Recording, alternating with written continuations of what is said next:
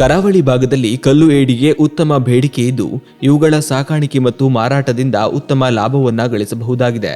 ಇಂತಹ ಕಲ್ಲು ಏಡಿ ಸಾಕಾಣಿಕೆಯಲ್ಲಿ ಯಶಸ್ವಿಯಾದವರು ದಕ್ಷಿಣ ಕನ್ನಡ ಜಿಲ್ಲೆಯ ಮಂಗಳೂರಿನ ಕುಳಾಯಿ ನಿವಾಸಿ ಭರತ್ ಕುಮಾರ್ ಅವರು.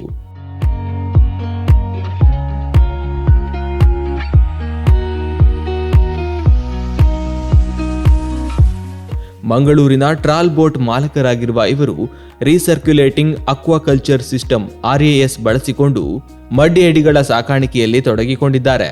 ಮಂಗಳೂರು ಹೊರವಲಯದ ಕುಳಾಯಿಯ ತನ್ನ ಮನೆಯಲ್ಲಿಯೇ ಪ್ರಾಯೋಗಿಕವಾಗಿ ಘಟಕವನ್ನು ಪ್ರಾರಂಭಿಸಿದ ಭರತ್ ಕುಮಾರ್ ಅವರು ಸುಮಾರು 200 ಮೀನುಗಳನ್ನು ಹಾಕಲು ಬಳಸುವ ಪ್ಲಾಸ್ಟಿಕ್ ಕ್ರಿಟ್ಗಳನ್ನು ಬಳಸಿಕೊಂಡು ಏಡಿಗಳನ್ನು ಸಾಕುವ ವ್ಯವಸ್ಥೆಯನ್ನ ನಿರ್ಮಿಸಿದ್ದಾರೆ.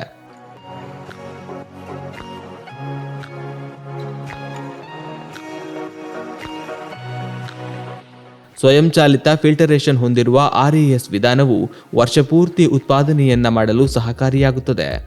ಏಡಿ ಉತ್ಪಾದನೆಯ ಸ್ಥಳವನ್ನು ಪರಿಣಾಮಕಾರಿಯಾಗಿ ಬಳಸಿಕೊಳ್ಳಲು ಸಹಾಯ ಮಾಡುತ್ತದೆ. ಹವ್ಯಾಸವಾಗಿ ಪ್ರಾರಂಭವಾದ ಭರತ್ ಅವರ ಈ ಉದ್ಯಮ ಇಂದು ವಿಸ್ತರಿಸಬಹುದಾದ ಉದ್ಯಮವಾಗಿ ರೂಪುಗೊಂಡಿದೆ. ಕುಳಾಯಿಯಲ್ಲಿ ಕಲ್ಲು ಏಡಿ ಸಾಕಾಣಿಕೆಯನ್ನ ಪ್ರಾರಂಭಿಸಿ ಸುಮಾರು 1 ವರ್ಷವಾಗಿದೆ. ಇದರಲ್ಲಿ ಬಹಳ ಪ್ರಯೋಗ ಮತ್ತು ತಪ್ಪುಗಳ ಮೂಲಕ ಸಾಕಷ್ಟು ವಿಚಾರಗಳನ್ನ ಕಲಿತುಕೊಂಡಿರುವ ಭರತ್ ಮೊದಲು ತನ್ನ ಬೋಟ್ನಲ್ಲಿ ಸಿಗುತ್ತಿದ್ದ ಕಲ್ಲು ಏಡಿಗಳನ್ನ ಬಳಸಿಕೊಳ್ಳುತ್ತಿದ್ದು ಇದೀಗ ಪೂರೈಕೆದಾರರಿಂದಲೂ ಕಲ್ಲು ಏಡಿಗಳನ್ನ ಪಡೆಯುತ್ತಿದ್ದಾರೆ.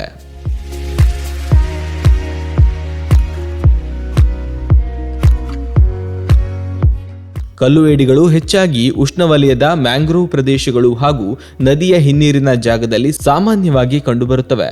ಇವುಗಳು 2.5 ರಿಂದ 4 kgಯವರೆಗೂ ತೂಕವನ್ನು ಹೊಂದಿದ್ದು ಮಾರುಕಟ್ಟೆಯಲ್ಲಿ ಉತ್ತಮ ಬೇಡಿಕೆಯನ್ನು ಹೊಂದಿದೆ.